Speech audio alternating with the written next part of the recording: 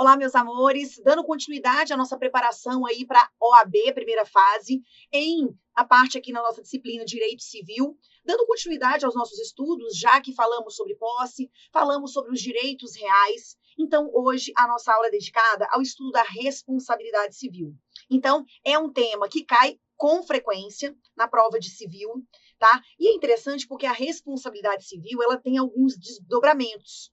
Então, é possível que você tenha questões relacionadas com esse tema dentro da prova de direito do consumidor. Você também tem questões envolvendo responsabilidade civil do Estado, tá? Seja na prova de administrativo ou de constitucional.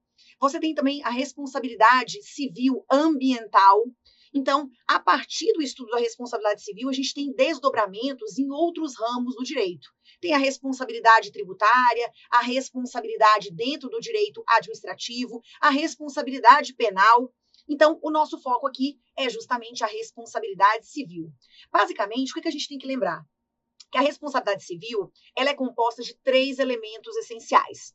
Se faltar qualquer um desses 3 elementos, eu não tenho como imputar as regras de responsabilidade civil ao suposto ofensor. Então, eu tenho basicamente que trabalhar com a conduta, com o dano e com o nexo causal. Faltou qualquer um desses elementos, então a gente não tem como imputar as regras de responsabilidade civil ao sujeito, certo? Então, vamos partir desse início, vem comigo no nosso material. Olha que interessante aqui. Requisitos essenciais. Eu preciso de uma conduta humana. Essa conduta humana, ela tem que ser uma conduta voluntária, a voluntariedade. Isso quer dizer, se é uma conduta voluntária, isso não tem ligação com a intencionalidade, não tem ligação com dolo. Voluntária só quer dizer uma coisa, que o sujeito, quando praticava aquela conduta, ele tinha o poder da autodeterminação. Então, ele não estava, por exemplo, sob o efeito de alguma substância alucinógena, ele não estava sonâmbulo ou hipnotizado. Tá? Então, ele tinha, naquele momento, condições de compreender a sua conduta, de se manifestar de maneira diferente. Então, ele tinha a autodeterminação, certo? Além disso, conduta humana voluntária. Essa conduta humana voluntária, ela pode ser uma conduta positiva, ok? Ativa, mas pode ser também uma conduta passiva. Então, eu posso ser responsabilizada diante de condutas ativas ou comissivas, ou até mesmo omissivas. Aqui a gente fala o seguinte, eu vou responder civilmente diante de uma conduta omissiva quando eu estiver deparando-me com uma omissão juridicamente relevante. Tá? Não é qualquer omissão, é uma omissão juridicamente relevante. Aquele sujeito, por lei ou pelo contrato, ele tinha obrigação de fazer algo, mas ele preferiu omitir-se e acabou gerando aí danos para terceiros, certo? Volta aqui. Raquel, então, tem que ter uma conduta humana voluntária, uma ação ou omissão. Essa conduta, ela pode ser lícita ou ilícita. Então, percebam bem, a regra é que a responsabilidade civil, ela é gerada a partir de uma conduta ilícita, tá? E aí a gente tem aquela classificação básica do Código Civil em ato ilícito puro, artigo 186, e o ato ilícito na modalidade abuso de direito, certo? Então, artigo 186 e 187. Só que eu tenho que lembrar que, excepcionalmente, o sujeito ele também pode responder civilmente, mesmo tendo praticado condutas lícitas. E aí tem que ter uma previsão legal expressa, tá? E aí a gente vai lembrar da questão da legítima defesa, do estado de necessidade. Em algumas situações, mesmo a minha conduta sendo lícita, se ela causa danos a terceiros, eu vou ter que indenizar, certo? É claro, o código vai dizer que eu tenho também direito de regresso contra o verdadeiro causador daquela situação, mas eu, perante o terceiro, terei que responder civilmente, certo? Então, a regra é que eu vou responder quando eu praticar uma conduta ilícita, do ponto de vista civil, mas eu também posso ser chamada à responsabilidade civil diante do cometimento de condutas lícitas, tá? Aí, óbvio, dessa conduta gera-se um dano. Esse dano é o prejuízo.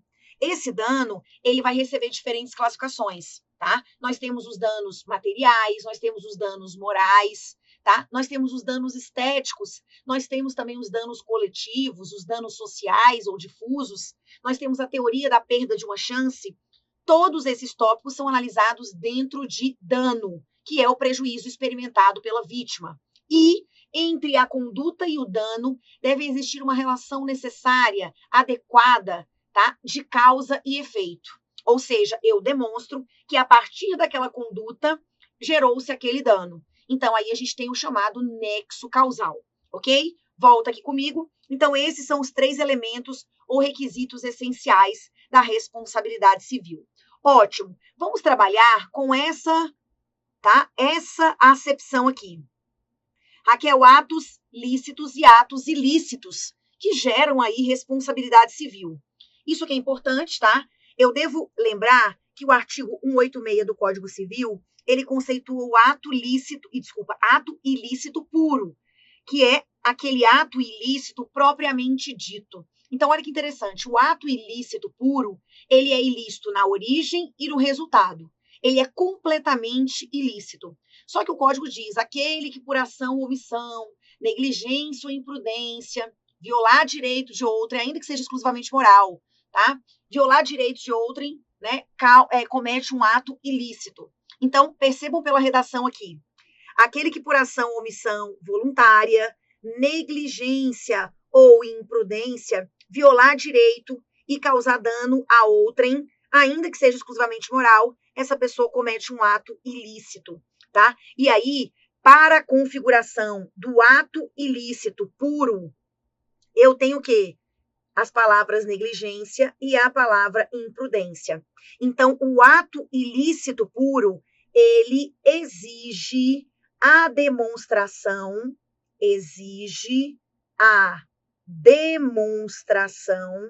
do elemento subjetivo. Exige a demonstração do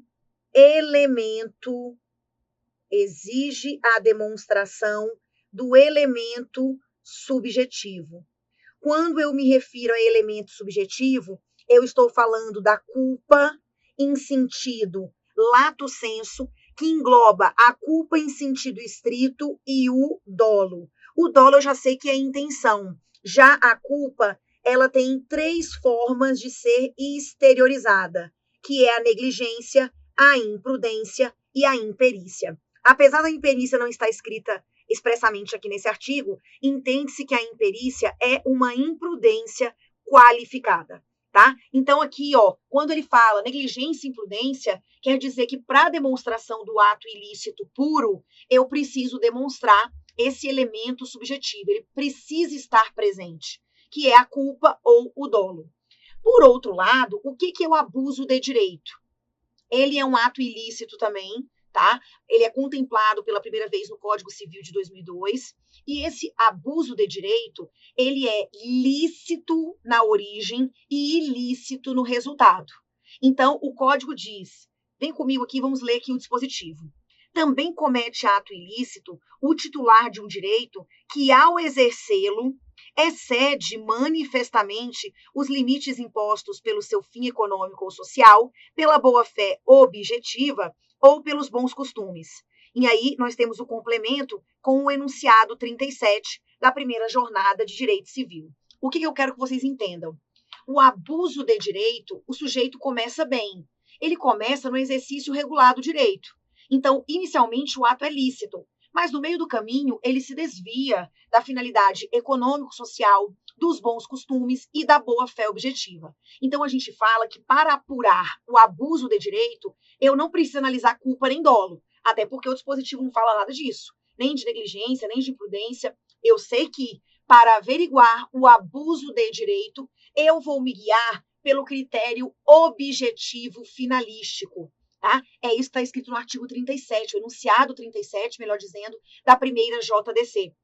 Certo? Então, ó, se eu comecei a exercer um direito que era meu, reconhecido, mas eu desvio da sua finalidade econômico, social, dos bons costumes, então aqui há um desvio de finalidade. Por isso que eu falo que a apuração do abuso de direito baseia-se no critério objetivo finalístico. Certo? Então, volta aqui comigo. Essas são as 2 modalidades. Só que lembra, as condutas lícitas, excepcionalmente, também podem gerar responsabilidade civil. Raquel, como isso acontece? Não constitui atos ilícitos, então eles são lícitos. Os praticados em legítima defesa ou no exercício regular de um direito reconhecido. Aí, legítima defesa. A deterioração ou destruição da coisa alheia ou a lesão à pessoa, a fim de remover um perigo iminente. Aqui a gente tem o estado de necessidade, ok? Então, aqui, temos o estado de necessidade. Estado de necessidade. No caso do inciso 2, o ato será legítimo somente quando as circunstâncias o tornarem absolutamente necessário, não excedendo os limites do indispensável para a remoção do perigo, tá? Então aqui, Raquel, quando a pessoa pratica, presta bastante atenção, legítima defesa e estado de necessidade. Conceitos aí do direito penal, tá? Imagina que eu pratiquei um ato em estado, em legítima defesa real. Aquela pessoa tentou me agredir injustamente e eu apenas repeli de maneira proporcional. Mas eu causei a ela danos, lesões.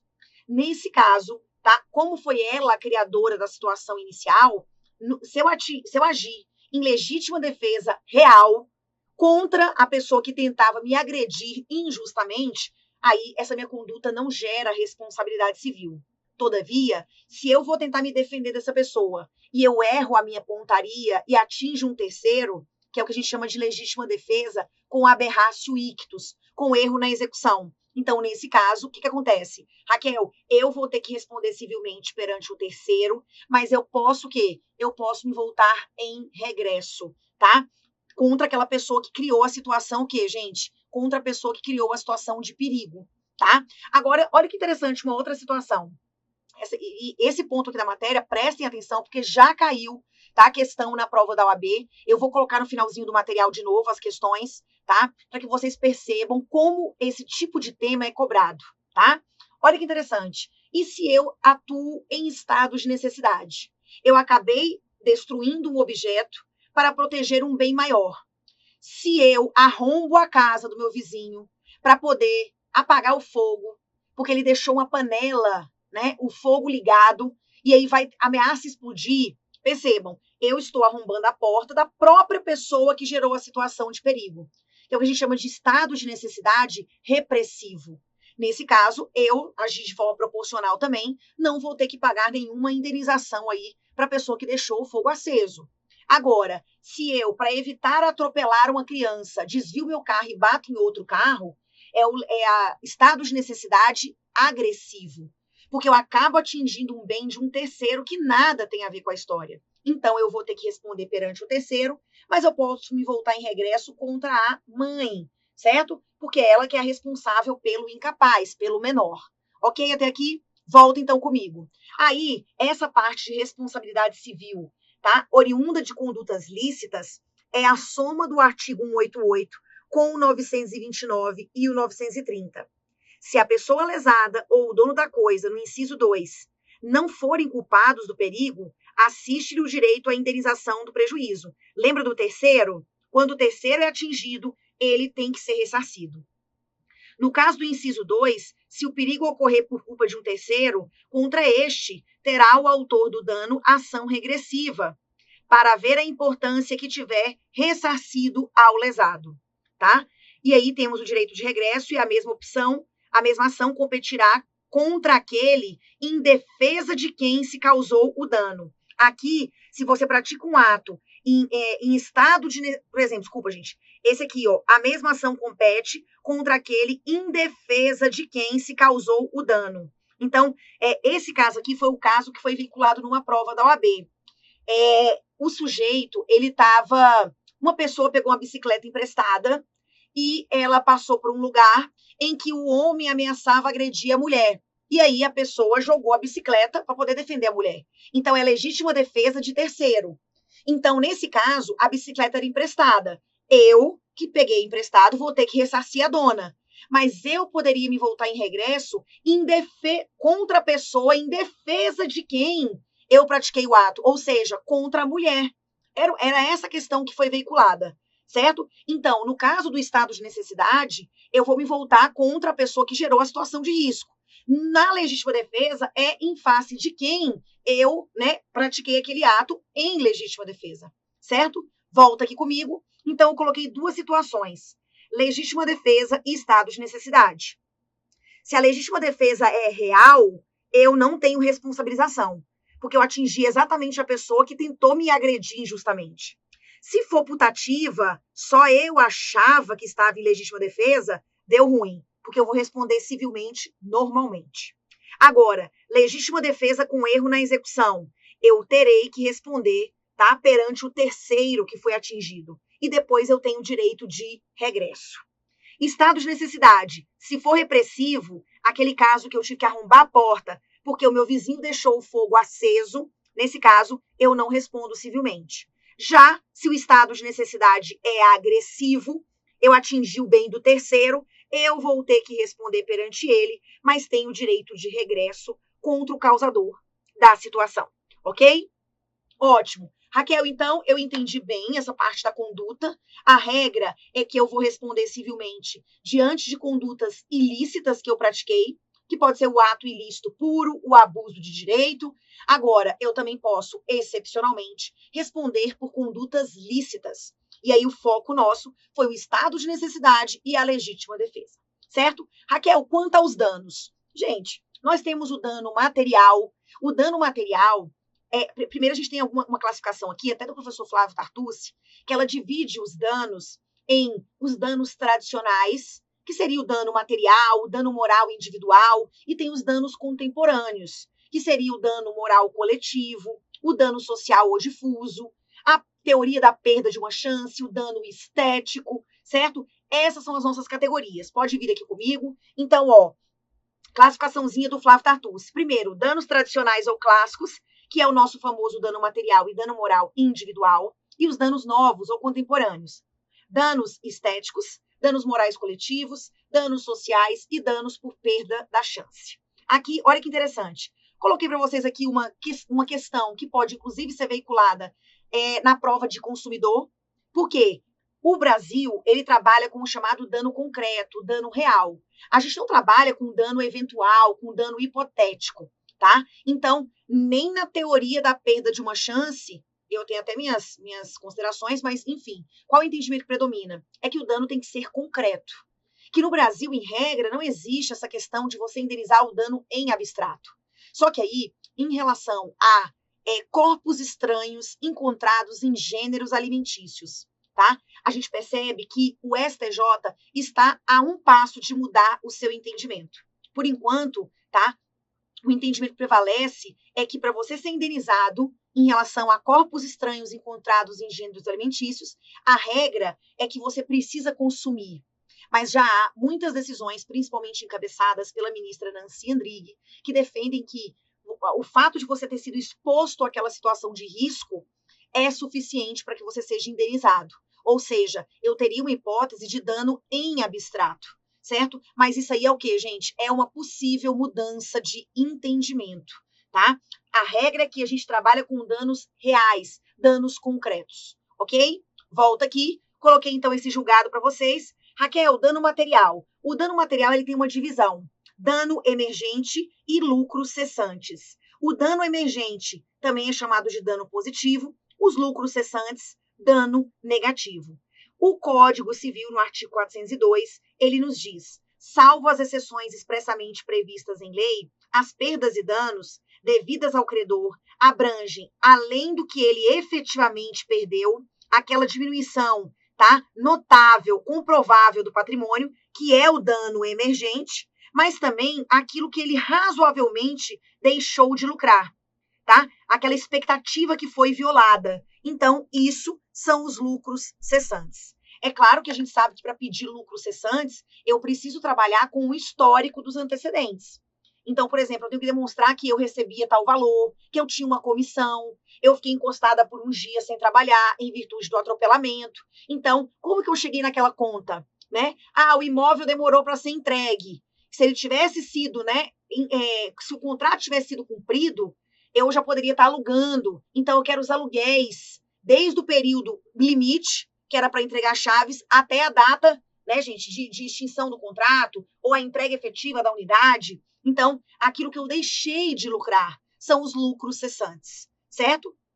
Volta aqui, a gente só tem que ter em mente que para se exigir os lucros cessantes, você tem que partir de um histórico, de uma comprovação anterior, porque esses lucros cessantes, eles não podem ser confundidos com dano hipotético ou eventual, certo? Aí, nós temos o dano moral. Aqui eu tenho considerações a fazer com vocês, tá? O dano moral é aquele dano que atinge, tá, direitos da personalidade, certo? Então, se você tem, não pode ser um mero aborrecimento do cotidiano.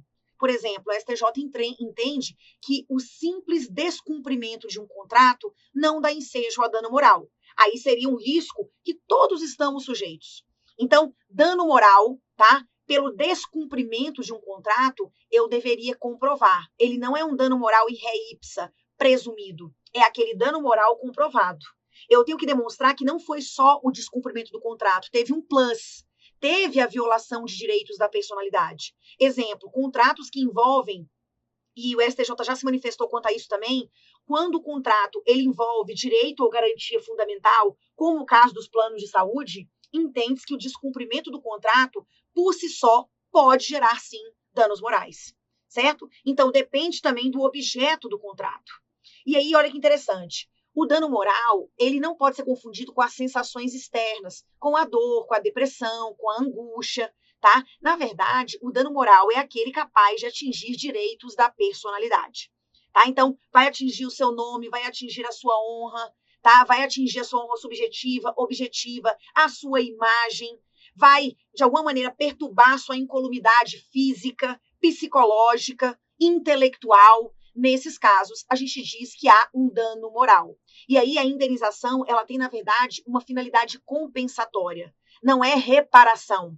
Tudo bem que o princípio que rege a responsabilidade civil é o princípio da reparação integral, mas a gente sabe que nem sempre essa reparação integral é possível, tá? Então, quando eu falo de dano moral, a indenização pecuniária, que é uma das possíveis, ela, na verdade, tem o viés de compensar os danos sofridos. Tá? Então, volta aqui comigo. Olha o que eu coloquei aqui para vocês. Eu acho que eu tinha colocado um esqueminha, eu vou voltar depois, tá? Ó, a gente sabe que esses direitos da personalidade, eles, na verdade, giram em torno da dignidade da pessoa humana. Então, ó, quando a minha honra, quando o meu nome, quando a minha imagem, quando a minha incolumidade física, espiritual, psicológica ou intelectual são ofendidas, nesse caso, eu tenho a configuração aí do dano moral, certo? E aí, olha o que nós temos aqui. O dano moral, ele conhecido também como dano imaterial ou extrapatrimonial. Ele tem algumas divisões, tá? Eu tenho o dano moral direto, que é aquele que eu sinto a violação do meu nome, da minha imagem, mas eu também tenho o dano moral reflexo ou em ricochete.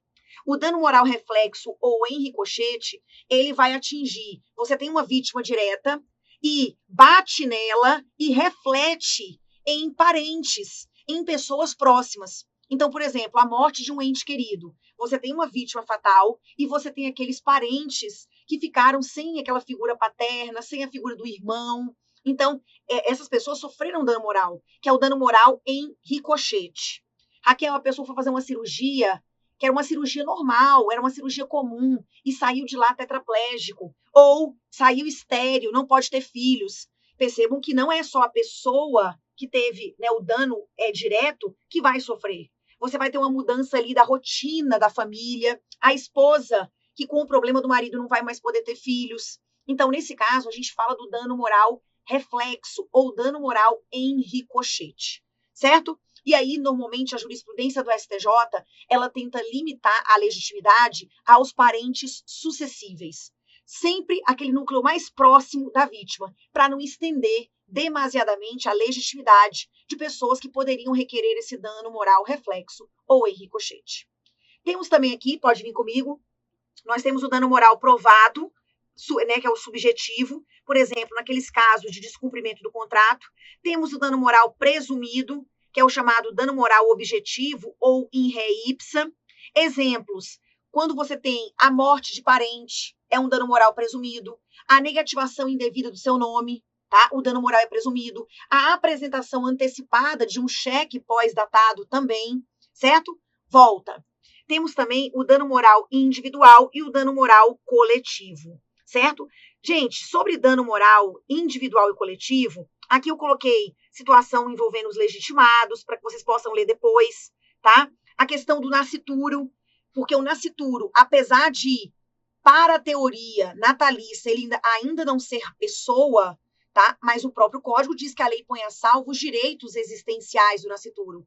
Então, o nascituro, ele também poderia pedir uma indenização por danos morais? Sim, ele também tem legitimidade. Porque, apesar de não ter nascido ainda, a lei já lhe reconhece direitos da personalidade, tá? Aqueles direitos de natureza de índole existencial, ok? Volta aqui comigo. Aí, olha que interessante. Coloquei aqui para vocês o dano moral e o descumprimento do contrato, dano moral e pessoa jurídica.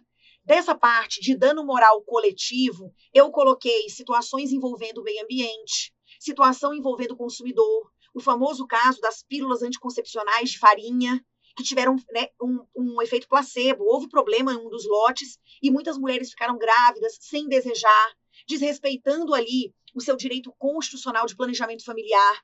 E aí o laboratório teve que ser indenizado, teve que indenizar, melhor dizendo, né, essas vítimas, essas mulheres. E aí foi considerado um dano moral coletivo.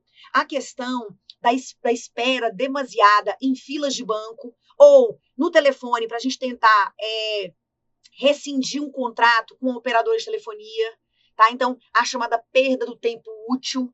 Isso hoje entra na concepção de dano moral coletivo, certo? E aí, só voltando aqui um pouco, Raquel, pessoa jurídica pode sofrer dano moral? O entendimento majoritário para fins de prova, principalmente o AB, é que sim, tá? A pessoa jurídica, ela tem alguns direitos da personalidade que são compatíveis com a estrutura dela. Por exemplo, a pessoa jurídica tem direito ao nome, tem direito à imagem, tem direito à honra objetiva, tá? E quando esses direitos da personalidade são violados, a pessoa jurídica também pode pedir uma compensação pecuniária, tá? Como forma de indenização. Compensação, certo? Então, volta aqui comigo. Sobre o dano moral e a pessoa jurídica, nós temos a súmula 227. Um outro ponto que eu quero destacar é que eu estou falando que pessoa jurídica pode sofrer dano moral, mas se for pessoa jurídica de direito público, principalmente, tá? União, Estado, município, Distrito Federal, as autarquias, o STJ já reconheceu que não, tá? Então, pessoa jurídica pode sofrer dano moral? Pode, mas quando se trata de pessoa jurídica de direito público, a resposta é negativa, certo? Volta aqui comigo. Raquel, o que mais? Coloquei aqui o julgado, tá? Pessoa jurídica de direito público, e aí, olha aqui, direito civil, indenização por danos morais à pessoa jurídica de direito público. A pessoa jurídica de direito público não tem direito à indenização por danos morais relacionados à violação da honra ou da imagem, ok? É interessante esse julgado aqui de 2013. Dano moral coletivo, lembra que eu falei para vocês? O prejuízo do tempo desperdiçado em ligações, tá? Com aqueles robôs, a perda do seu tempo útil, ok? Que é passível, é capaz de configurar dano moral de natureza coletiva, certo? Coloquei algum julgado sobre esse tema para vocês, tá? E eu não poderia deixar de falar também do dano estético. Um detalhe, tá? Lembrem-se que dano material, dano moral e dano estético, eles são autônomos, eles são independentes. Raquel, em virtude de um mesmo evento, eu posso pedir todos eles? Pode, tá? Raquel, pode pedir dano moral e dano estético? Pode, tá? Por quê? Porque não se configura bis in idem, porque o dano moral é aquele que ofende direito da personalidade.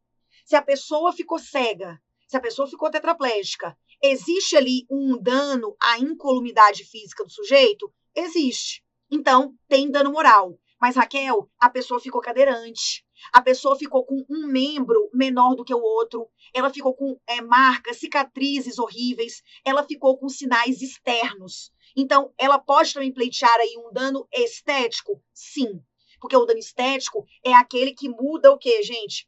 Morfologicamente a pessoa, tá? Na minha concepção, o dano estético está bem voltado para sinais externos, que provocam aí o afeamento ou enfeamento da vítima, ok? Volta aqui comigo. Então, ó, dano estético, qualquer modificação duradoura ou permanente na aparência externa de uma pessoa. Modificação essa que lhe acarreta um enfeamento e lhe causa humilhações e desgostos, dando origem, portanto, a uma dor moral. Ok? Então, aqui, uma contribuição da professora Tereza Ancona Lopes, tá? Ótimo. Aí, coloquei aqui um julgadozinho, tá? Alguns sobre dano estético, tá? Vários julgados, para que vocês fiquem atentos ao que está acontecendo, principalmente nos tribunais superiores, certo?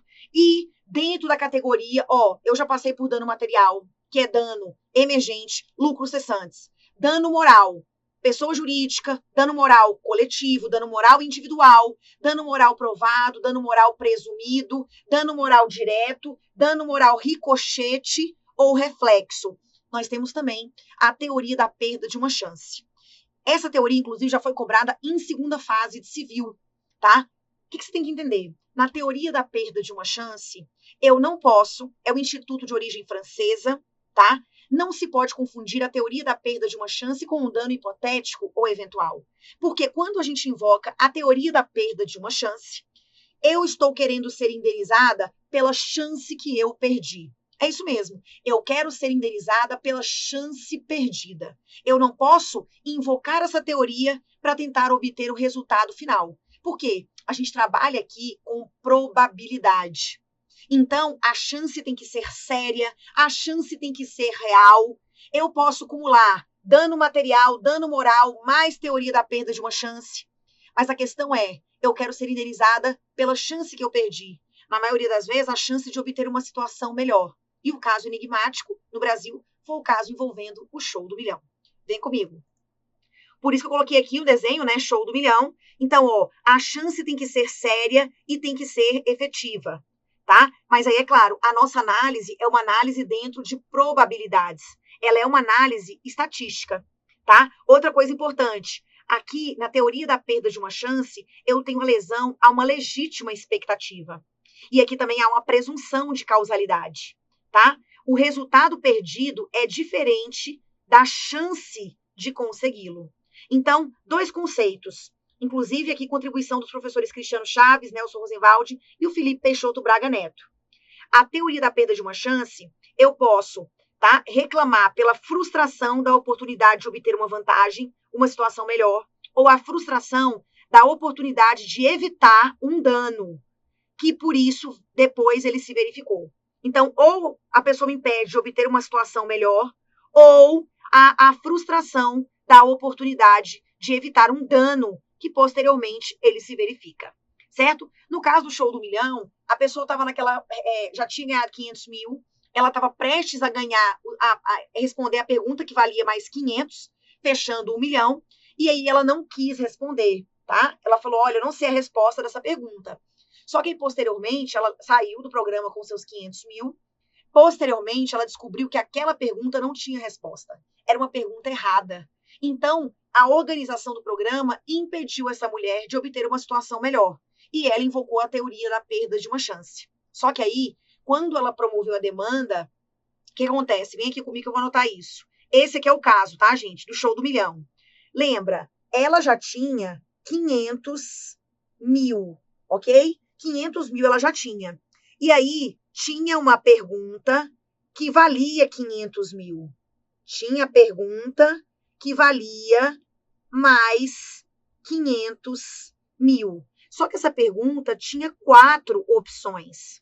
Então, mesmo se a pergunta tivesse resposta, ela tinha 1/4 de chance, certo? Ela pediu o resultado final. Mas perceba, mesmo se a pergunta tivesse resposta, ela tinha chance de errar. A gente tem que trabalhar com probabilidade. Só que o detalhe, na primeira instância e no TJ Bahia, ela conseguiu os 500 mil, o resultado final.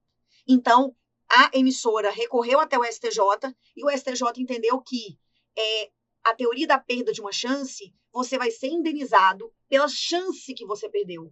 E não buscar ou, a todo custo, tentar obter o resultado final equivalente, porque ele poderia ou não acontecer num regime de probabilidades. Então, nesse caso, eles pegaram os 500 mil, que era o valor daquela pergunta, e dividiram o quê, gente? Por 4, porque ela tinha 1/4 de chances, né? Uma assertiva para 4 opções. Então, ao invés dos 500 mil, ela levou 125 mil, ok? Aí, coloquei para vocês um outro exemplo envolvendo células tronco embrionárias, tá? Dano moral coletivo e dano social, muito comum hoje, tá? Os danos sociais, eu já tinha comentado com vocês as pílulas anticoncepcionais de farinha, coloquei aqui vários julgados e um esqueminha entre a diferença básica entre danos morais coletivos e danos sociais ou difusos, em que as vítimas aqui são indeterminadas, de maneira que toda a sociedade é vítima. E aí, quando a gente está diante de um dano social ou difuso, a indenização fixada ela vai para um fundo de proteção ou para uma instituição de caridade. Diferente do dano moral coletivo, em que a indenização ela vai para as vítimas. Ok? Ótimo. Coloquei aqui exemplos para vocês envolvendo danos difusos. Aqui no material de vocês, vocês vão encontrar pelo menos 3, tá, edições do tópico Jurisprudência em Teses do STJ. Existe uma parte, tá, lá no site do STJ, além dos informativos, além das súmulas, você tem uma parte lá dedicada ao tópico Jurisprudência em Teses. E aí você vai dividir por assuntos. E aí eu selecionei 3 edições que tratam, respectivamente, de dano moral, de responsabilidade civil do Estado e de indenização. São 3 edições voltadas para a responsabilidade civil. Então, eu coloquei para vocês os enunciados dessa parte de jurisprudência em teses e vocês farão a leitura obrigatória, tá? Porque isso pode ser cobrado em prova? Sim, tá? É um resumo da jurisprudência, ok? Volta aqui comigo. Então, coloquei para vocês aqui a edição 125, tá? Temos aí, então, a edição 125. Vocês vão ler todos esses enunciados. Fala-se também sobre a fixação, como se dá a fixação da indenização a título de danos morais e a utilização de um método bifásico, tá? Porque vocês sabem, o juiz, quando ele vai fixar a indenização, tá, compensatória pelos danos morais, nós não trabalhamos com um sistema tarifado, tabelado. Então, é preciso entender o seguinte, eu preciso verificar a extensão do dano, tá? Eu tenho que verificar a capacidade econômica das pessoas envolvidas. Eu tenho que verificar que essa indenização ela tem que ter um viés compensatório e um viés pedagógico, preventivo, tá? Porque o Brasil não adota expressamente o caráter punitivo, que seria ideal para colocar uma indenização forte, mas a gente não trabalha, ok? Então, aqui, essa edição de jurisprudência em teses, ela fala que para a fixação de indenização por danos morais, a jurisprudência ela tem que aplicar o chamado método bifásico, ok? E aí tem as explicações aqui para vocês. Outra coisa importante, nexo causal, tá? Nós temos aqui, eu falei para vocês que é básico da responsabilidade civil. Eu tenho que conseguir unir a conduta ao dano, numa relação de causa e efeito. E aí, para poder explicar o nexo causal, que na verdade é um instituto não jurídico, mas quase que físico, nós temos algumas teorias. O Brasil, ele adota a teoria da causalidade adequada para alguns e para outros a teoria da causalidade direta e imediata. Há julgados, inclusive, que fazem uma bagunça, dizem que são expressões sinônimas, tá? Mas a questão é, eu vou responder, tá, por aquela conduta danosa, se eu conseguir determinar que aquela conduta ela foi a causa necessária, adequada, direta e imediata que provocou aquele resultado, certo? Volta aqui comigo. Então, ó, temos a teoria da equivalência dos antecedentes causais, que toda e qualquer circunstância que antecede o dano é causa dele. Então, essa não é aplicada no Brasil, tá? Aqui, a gente fica entre a teoria da causalidade adequada, que ela trabalha com análise feita à luz da experiência, probabilidade do evento danoso. Então, qual é a causa mais apta, em abstrato, à produção daquele resultado? Então, à medida que você consegue responder isso, né, você consegue saber o quê, gente? Qual é aquela conduta e se a ela eu posso atribuir ou não a responsabilidade civil, tá? Então, o Brasil, ele fica aí entre a teoria da causalidade adequada e a teoria da causalidade direta e imediata, tá? Olha que interessante. Ainda que a inexecução resulte de dolo do devedor, as perdas e danos só incluem os prejuízos efetivos e os lucros cessantes por efeito dela, direto e imediato, sem prejuízo do disposto na lei processual. Parte da doutrina entende que, devido à redação do artigo 403, quando ele diz que eu só respondo por prejuízos efetivos e lucros cessantes por efeito da minha conduta, né? Dela, direto e imediato, há quem defenda que essa seria a teoria adotada no Brasil, tá? Lembrando que essa teoria, ela quer saber o seguinte, das circunstâncias que antecedem o dano, né? Das causas, qual é aquela que era realmente eficiente, necessária para produzir aquele resultado? Então, essa é a pergunta que se faz para poder aplicar a teoria da causalidade direta e imediata. A teoria da causalidade adequada, ela faz uma análise em abstrato. A teoria da causalidade direta e imediata, ela faz uma análise em concreto. Dessas causas, dessas circunstâncias que antecedem o dano, qual delas seria necessária, suficiente para provocar aquele resultado? Se você consegue identificar, aquela é a causa, tá? Então, volta aqui comigo. Interessante isso, tá? Aqui um conceito para vocês, do professor Cristiano, Nelson Rosenwald e o Felipe Peixoto Braga Neto de novo, tá? Tentando explicar essa última teoria, alguns julgados, e lembrar que já caiu também na prova da OAB a questão da causalidade alternativa. Raquel, como assim? Gente, a causalidade alternativa, eu vou dar um exemplo. Raquel, eu fui atingida por um ovo, tá? Eu passava na frente de um condomínio e eu não soube identificar de onde foi, né? Qual a unidade de onde partiu aquele ovo. E aí o que? A gente me causou danos, não consegui trabalhar naquele dia, né? E aí o que acontece? Eu quero ser indenizada. Só que aí percebam, nesse caso, a gente não tem como identificar de qual unidade partiu. Então, aplicando a teoria da causalidade alternativa, nós vamos responsabilizar o condomínio, certo? Essa parte, gente, já foi cobrada mais de uma vez em prova. Então, se liga, vem comigo. Olha aqui, ó, enunciado 557 da 6ª jornada de Direito Civil. Nos termos do artigo 938, se a coisa cair ou for lançada de um condomínio edilício, não sendo possível identificar de qual unidade, responderá o condomínio assegurado a ele o direito de regresso. Ok? Então, volta aqui. A teoria da causalidade alternativa, ela é comum em caso de danos anônimos e responsabilidade coletiva. Aqui a gente tem uma flexibilização do nexo causal, o esgotamento de busca do verdadeiro agente, tá? E uma, né, responsabilidade solidária, tá? Exemplo de danos oriundos de torcidas organizadas, passeatas, tá? Então, você vai responsabilizar. Aqui, gente, você não tem como identificar. Então, qualquer um pode ser responsabilizado e depois se voltar em regresso contra os demais. O que não pode é a vítima ficar sem a devida indenização. Ok? Volta aqui comigo. Então, aí, Raquel, o nexo causal, pelo que me parece, é um evento extremamente importante, porque é ele que vai fazer aquela ligação de causa e efeito entre a conduta do ofensor e o dano experimentado pela vítima. Isso quer dizer que se a gente quebra o nexo causal, o que acontece? Se eu quebro o nexo causal, então eu não tenho como ser responsabilizado, tá? E aí a gente tem algumas hipóteses em que não haverá a responsabilidade civil pela quebra do nexo causal.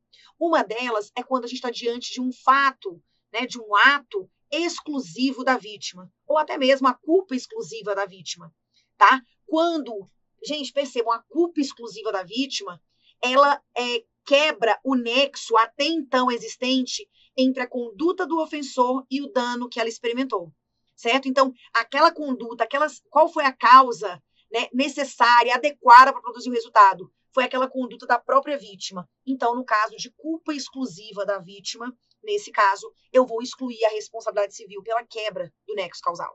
Um detalhe importante, não confundam culpa exclusiva da vítima com a culpa concorrente, prevista no artigo 945. Porque quando você tem a conduta da vítima ajudou para o dano que ela sofreu, mas eu também tenho a conduta do ofensor, você tem uma soma de condutas. Então, nesse caso, quando se trata de culpa concorrente, nessa hipótese, a indenização ela é reduzida pela metade, tá? Se você não tem como identificar a contribuição de cada um, então diz que os dois contribuíram de maneira proporcional. Então, no caso de culpa concorrente, o que vai acontecer não é a exclusão da responsabilidade civil pela quebra do nexo causal, mas sim a redução do quantum indenizatório, certo? Volta aqui comigo.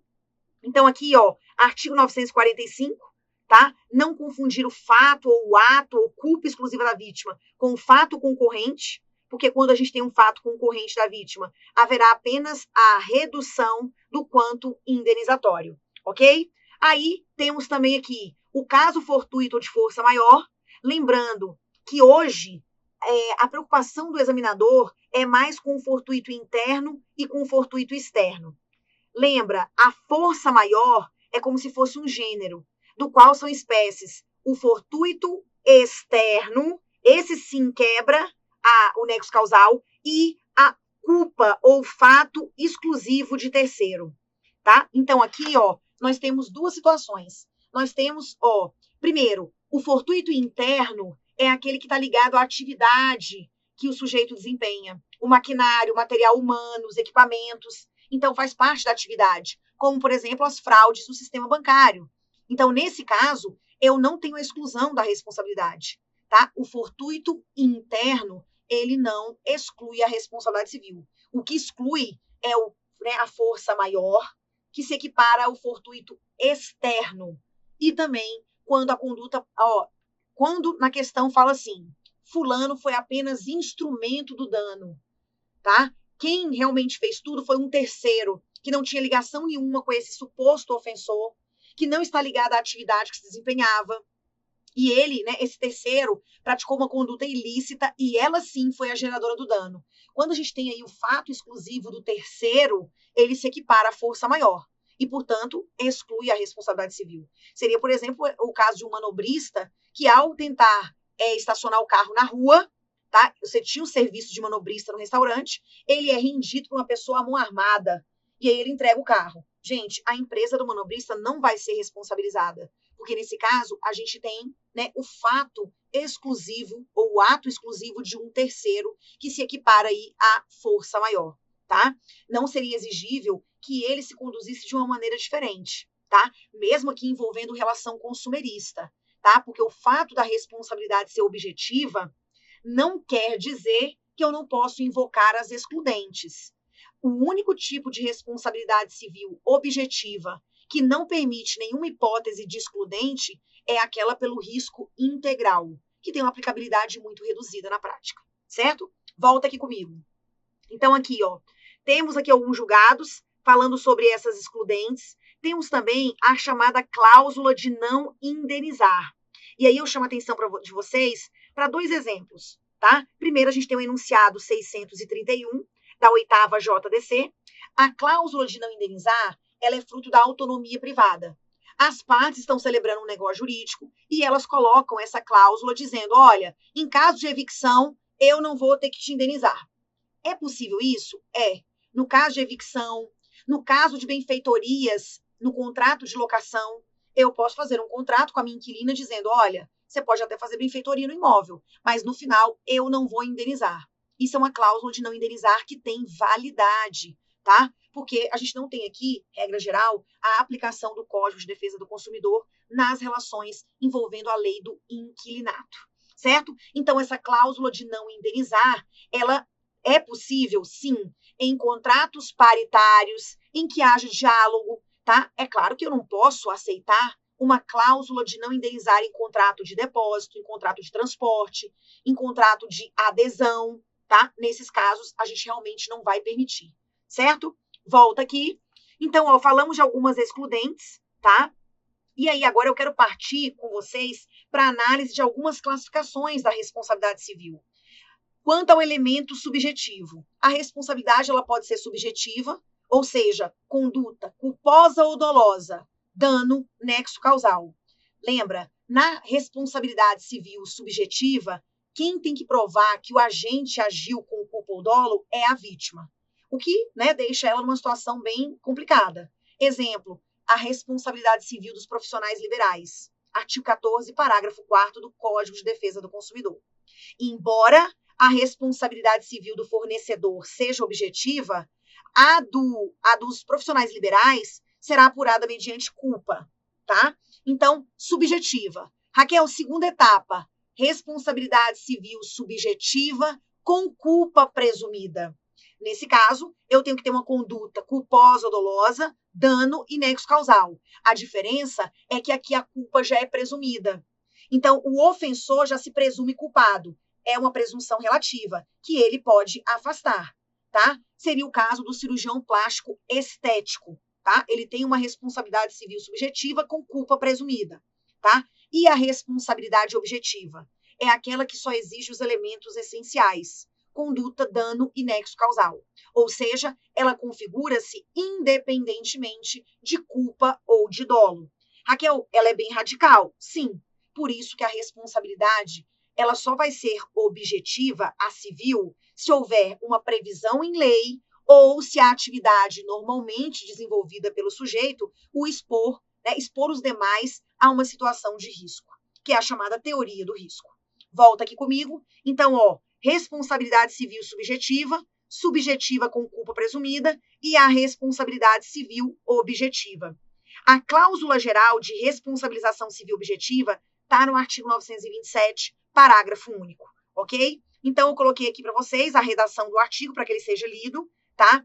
A responsabilidade civil objetiva, ou ela é, né, ou ela encontra previsão legal, ou está baseada na teoria do risco, que pode ser o risco criado, o risco proveito lá das relações consumeristas, risco profissional ou da atividade.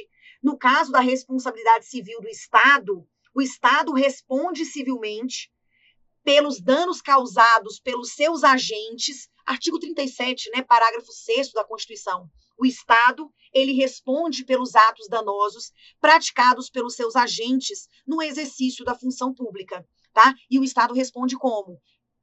Independentemente de culpa ou dolo. A responsabilidade do Estado, ela é objetiva. Mas aí o quê? Depois o Estado pode se voltar em regresso contra o agente se demonstrar que ele atuou com culpa ou dolo. Isso quer dizer que a responsabilidade do agente público, ela é subjetiva, mas a do Estado, ela é objetiva, ok? Volta aqui comigo. Aí, ó, Raquel, dentro da teoria do risco, eu gostaria de destacar com vocês a teoria do risco integral, que ela se configura quando a gente está tratando de dano ambiental, dano nuclear, situações envolvendo terrorismo e atos de guerra, que é o que está previsto na Lei 10.744 de 2003. Nessas hipóteses, a responsabilidade do ofensor, ela é objetiva e ela não admite nenhuma excludente, tá? Só nessa hipótese é que não se admite nenhuma excludente, tá? Nem mesmo a culpa exclusiva da vítima, ok? Aí, coloquei para vocês a edição 119 da jurisprudência em teses do STJ, tá? Aqui envolvendo danos ambientais. Isso aqui já auxilia vocês também na prova, né, de ambiental, ok? Tem que ler, tá, gente, tudo. Responsabilidade civil do hospital, da clínica ou do médico. Aqui eu só vou fazer uma consideração. Gente, quando o médico ele é funcionário do hospital, da clínica, a responsabilidade é da clínica, ok? Então, a responsabilidade ela é objetiva. A do médico, regra geral, é subjetiva. Eu vou ter que provar que ele agiu com culpa ou dolo. Agora, quando o médico apenas aluga uma sala, ele não é do quadro de funcionários do hospital, nem da clínica. Ele apenas alugou uma sala, fez o procedimento e a vítima teve um dano. Se esse dano é oriundo da cirurgia, é um erro médico, só quem responde é o médico. A clínica, o hospital não tem nada a ver. Agora, se o dano que essa vítima experimentou é oriundo das instalações, da parte da enfermaria, contaminação, então, nesse caso, a clínica ou o hospital continuam sendo responsabilizados, ok? Isso também já caiu em prova. Volta aqui comigo. Aí, coloquei vários enunciados, jurisprudência em teses, envolvendo, esse aqui é a edição 61, envolvendo responsabilidade civil do Estado, tá? Tudo para que vocês possam fazer a leitura, ok? Aí, olha que interessante, nós falamos sobre uma das classificações. Responsabilidade, ela civil, ela pode ser, quanto ao elemento subjetivo, ela pode ser subjetiva, ela pode ser subjetiva com culpa presumida, ela pode ser objetiva. Raquel, e quanto à origem, tá? Quanto à origem, é possível que as partes tenham uma relação jurídica pré-existente, tá? Por exemplo, um contrato. Se a gente tinha um contrato, ele foi descumprido, gerou danos, isso é responsabilidade contratual. Agora, quando alguém bate no meu carro no meio do trânsito, eu não tinha nenhuma relação jurídica pré-existente com aquela pessoa. Então, aqui é responsabilidade extracontratual, também conhecida como aquiliana, certo? Volta. Então, quanto à origem, eu tenho a responsabilidade contratual ou negocial e aquiliana ou extracontratual. Detalhe, o que é importante nesse ponto da matéria? É um recente entendimento do STJ, tá? Quando se trata de responsabilidade extracontratual, aquela que está prevista no artigo 186 do Código Civil, ela também é conhecida como responsabilidade aquiliana. Quando se trata de responsabilidade aquiliana, o prazo prescricional para pedir a reparação civil é de 3 anos. Aquiliana. Agora, quando se trata de responsabilidade contratual ou negocial, nesse caso, o prazo para se requerer reparação civil é decenal, é de 10 anos. Isso é importantíssimo e vocês não podem, né, deixar de esquecer esse detalhe aqui, tá? Vamos com tudo. Raquel, quanto ao agente a quem se imputa a responsabilidade? Eu tenho a responsabilidade direta. Responsabilidade direta é aquela máxima. Aqui se faz, aqui se paga, tá? Raquel, e quando ela é indireta? A responsabilidade ela pode ser indireta pelo ato de outrem, por exemplo, artigo 932. Responsabilidade dos pais, dos genitores, pelos seus filhos menores e incapazes que estiverem sob sua guarda ou sob sua companhia. Tutores e curadores pelos tutelados e curatelados. Empregador pelo seu empregado. Os donos de hotéis, de hospedarias pelos seus hóspedes, tá? Aquelas pessoas que gratuitamente participaram do produto de um crime, até a quantia que receberam. Tudo isso é responsabilidade civil indireta pelo ato de outrem, tá? Mas eu também tenho pelo fato do animal e pelo fato da coisa. Volta aqui. A responsabilidade indireta, ela pode ocorrer pelo fato ou ato de outrem, pelo fato da coisa e pelo fato do animal. Raquel, no caso do animal, quem responde? O dono ou o detentor, podendo, inclusive, se valer das excludentes, tá? Por exemplo, força maior, culpa exclusiva da vítima, fato exclusivo de terceiro. Então, no caso do fato do animal, é o dono ou o detentor. Raquel, no caso do fato da coisa, a gente tem um estudo aqui, gente, dividido. Ou a questão traz uma hipótese de prédios em ruínas, cuja necessidade de reparo seja manifesta, cuja necessidade de reparos seja manifesta. Então, tá, gente, o imóvel está ameaçando ruir, cair. Quem responde pelos danos? O dono dele, tá? Cuja necessidade de reparos seja manifesta. Além dessa hipótese, seja manifesta.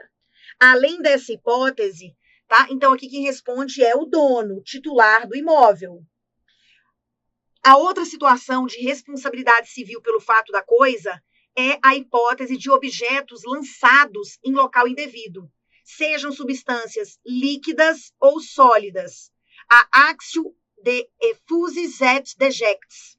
Então, é a famosa responsabilidade civil das coisas caídas ou arremessadas, também conhecida aqui como responsabilidade civil por defenestramento. Raquel, quem é que responde? É o habitante.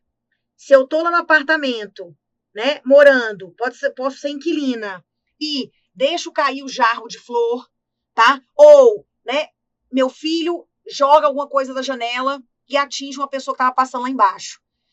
Nesse caso, a gente fala de coisas caídas, arremessadas. Quem responde é o habitante.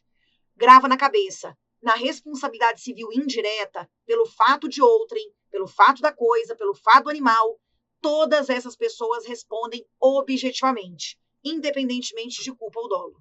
Volta aqui comigo. Então, além de ser responsabilidade civil indireta, ela também é objetiva. Vão responder independentemente de culpa ou de dolo, ok? Que mais? Aqui eu falo da hipótese, lembra, o artigo 932, ele fala dos filhos, tá? Gente, no Brasil existe responsabilidade civil do incapaz? Existe. Quem responde na linha de frente? Os pais, os responsáveis, os representantes legais. E eles respondem o quê? Solidariamente, tá? Então eu coloquei para vocês alguns julgados que ficam discutindo, por exemplo, Raquel, mas e se o pai, a criança estava com a mãe, a guarda era dela, o dano foi causado enquanto estava com ela, você vai encontrar julgados dizendo que, nesse caso, a responsabilidade é só da mãe. Mas, na sua grande maioria, prevalece o entendimento que a responsabilidade é dos pais. Independente de quem esteja com a guarda, o poder familiar é de ambos os pais. É claro, se depois eu demonstro que houve uma exclusividade da mãe, uma negligência dela, o pai respondeu e depois ele se volta em regresso contra a mãe. Mas a ideia é de que eles são solidariamente responsáveis, certo? Aí eu coloquei alguns julgados para vocês vão ler depois. Não esquecer que existe a responsabilidade civil do incapaz.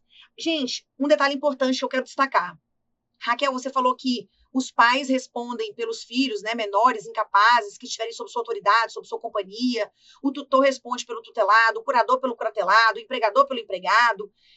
Nesses casos, tem direito de regresso?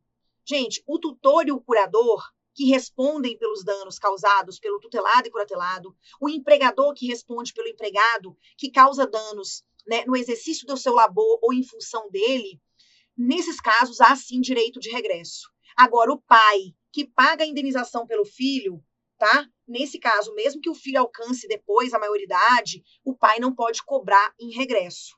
Não há direito de regresso nessa relação de ascendente com o descendente, tá? Raquel, a pessoa que recebeu de presente do namorado um colar de pérolas que foi roubado, é produto de crime, tá? A pessoa, eu não fiz nada, eu não pratiquei a conduta, eu nem sabia, mas eu vou responder civilmente? Vou. É uma responsabilidade civil indireta. Então, as pessoas que gratuitamente participam do produto de crime terão que devolver aquela quantia que se beneficiaram. É isso, tá? Volta aqui comigo. Raquel, no Brasil, então, a partir do Código Civil de 2002, o incapaz tem responsabilidade? Tem. Então, nós falamos em responsabilidade civil do incapaz. Só que coloca na cabeça, ela é uma responsabilidade subsidiária e ela é uma responsabilidade condicionada. Olha o que diz o artigo 928, já cobrado, viu? O incapaz, ele responde pelos prejuízos que causar. Se as pessoas por ele responsáveis não tiverem obrigação de fazê-lo ou não dispuserem de meios suficientes. Então, quem responde na linha de frente são os pais. O incapaz, ele só responde quando as pessoas por ele responsáveis não tiverem obrigação de fazê-lo ou não dispuserem de meios suficientes. Então, ela é subsidiária e ela é condicionada, tá? A indenização prevista nesse artigo, que deverá ser equitativa, não terá lugar se privar do necessário o incapaz ou as pessoas que dele dependem. Eu explico. Raquel, os pais, eu consegui atingir até onde podia o patrimônio dos pais, só que não tem como mais, certo? Senão vou deixá-los numa situação de miserabilidade. E eu não posso, porque tem o quê? A dignidade da pessoa humana, o patrimônio mínimo ou mínimo existencial. Então, se os pais não têm condições, eu posso atingir o patrimônio do incapaz? Posso, mas eu não posso atingir de tal maneira a também deixá-lo numa situação de miserabilidade. Tá? Raquel, então quer dizer que quando eu percebo que o patrimônio dele também não vai ser suficiente, o que eu vou fazer? O juiz vai reduzir equitativamente o valor da indenização. Isso quer dizer o quê, gente? Que a vítima, excepcionalmente, ela não vai ter a reparação integral, certo? Raquel, então a responsabilidade dos pais é solidária, tá? Mas a responsabilidade do incapaz é subsidiária. Primeiro, eles vão atrás dos responsáveis. Se não tem condições, não tem meios, aí eu atinjo o patrimônio do incapaz. A única hipótese em que o incapaz, entre aspas, responde solidariamente com os pais é caso ele tenha sido emancipado voluntariamente.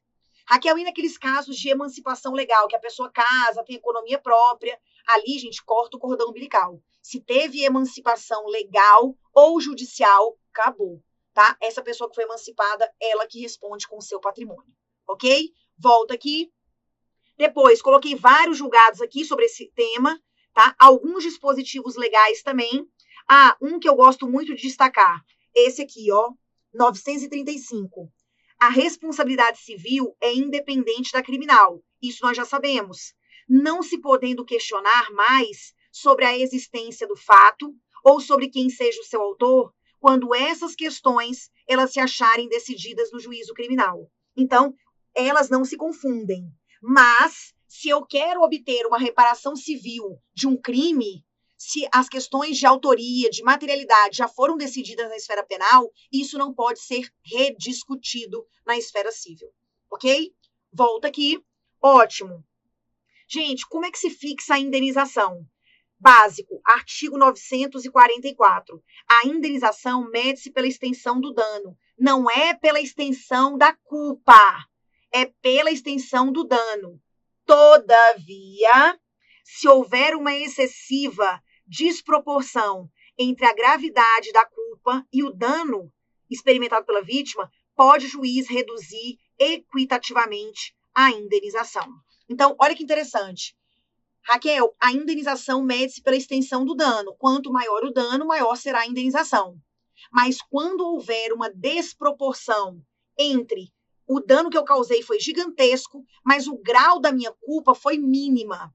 Então, nesse caso, a vítima também não terá a reparação integral, porque o juiz ele pode reduzir equitativamente o valor da indenização. Entendam que esse artigo também se aplica na responsabilidade civil objetiva. Raquel, mas na objetiva a gente não analisa culpa. Ok. A responsabilidade civil objetiva, ela se configura independentemente da demonstração de culpa ou dolo. Mas, na hora de fixar a indenização, o juiz pode apreciar essa desproporção entre culpa e entre dano? Sim. Ok? Volta aqui comigo. Aí, gente, nessa parte de indenização, eu coloquei aqui, tá? Essa questão aqui envolvendo o artigo 944, os enunciados, tá? O Código Civil, ele também fala em hipóteses em que você tem o dano que gera morte da vítima, o dano que gera a incapacidade laboral, e aí eu só tenho uma última consideração a fazer com vocês. Quando gera-se morte, eu posso pedir indenização por danos morais, né? Os custos do funeral, mas imagina que essa pessoa que morreu deixou aí filhos que dependiam economicamente, filhos menores de idade. Então, o código diz que esses familiares poderão pedir também um pensionamento, que são chamados alimentos indenizativos ou ressarcitórios.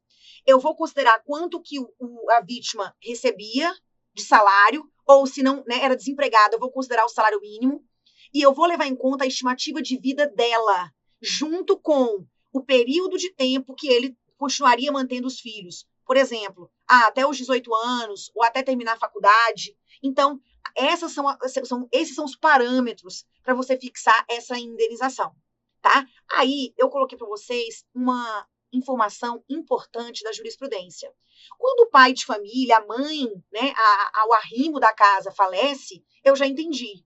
Eu vou pegar a estatística do IBGE, vou considerar quanto tempo ela ainda viveria, a estimativa de vida, acho que está em 75 anos, salvo engano, hoje em dia. Quanto que ela recebia e quanto que ela contribuiria para o sustento dos filhos ou dos dependentes. Agora, imagina que quem morreu foi um adolescente ou, né, uma criança que nem trabalhava ainda, mas essa criança ou adolescente pertencia aí a uma família de baixa renda. O STJ entende que se esse menino falece, os pais também têm legitimidade para pedir alimentos indenizativos ou ressarcitórios. Considerando, tá? Primeiro, a partir dos 14 anos, que é a idade mínima para o trabalho, né? Aprendiz, previsto aí no texto constitucional. Então, a partir dos 14 anos, tá? Até o quê, gente? Aqui há uma matemática. Você vai considerar o salário mínimo, tá? E vai considerar que até os 25 anos, dos 14 até os 25, ele contribuiria na proporção de 2/3, 1/3, tá? Até os 25, você contribui mais. E depois de 25, que você presume que você já estivesse casado, constituindo sua própria família, você reduziria a contribuição, certo? Então, isso é jurisprudência e é importante, tá? Tem que ser família de baixa renda. Vem comigo aqui. Aí eu coloquei para vocês alguns artigos que falam dos alimentos indenizativos ou ressarcitórios, que são dispositivos previstos no Código de Processo Civil, tá? Aqui, ó, artigo 533. Lembrando, quando o ofensor não paga alimentos indenizativos ou ressarcitórios, apesar de ser alimentos, nesse caso não cabe a prisão civil, tá? A prisão civil do devedor voluntário e inexcusável de alimentos é só para alimentos que decorrem do direito das famílias. Não se aplica para alimentos indenizativos ou ressarcitórios, ok? Volta aqui comigo. Aí eu coloquei, ó, morte de filho menor. Olha que interessante. Coloquei alguns julgados que vocês vão ler. Fixação do valor da pensão por morte em favor dos pais no valor de 2/3 do salário mínimo a partir da data do óbito, pois a vítima já tinha completado 14 anos, até a data em que ela completasse 65, reduzindo-se para 1/3 do salário mínimo, começa 2/3. Depois eu reduzo para 1/3 a partir do momento em que ela faria 25 anos de idade. Então, a jurisprudência, ela também permite que os pais pertencentes à família de baixa renda peçam alimentos para o ofensor que provocou a morte do filho, criança ou adolescente, mesmo que na época do acidente ele ainda não trabalhasse, certo? Considerando aí também a idade mínima, 14 anos, ok? Bem interessante. E aí, para a gente fechar com chave de ouro, eu coloquei para vocês aqui, né, vários julgados sobre essa questão aí dos alimentos indenizativos ou ressarcitórios, tá? Indenização e dano diferente da morte, os casos de incapacidade, tá? E aí, eu fiz questão de fazer o seguinte, o material ficou extenso, tá?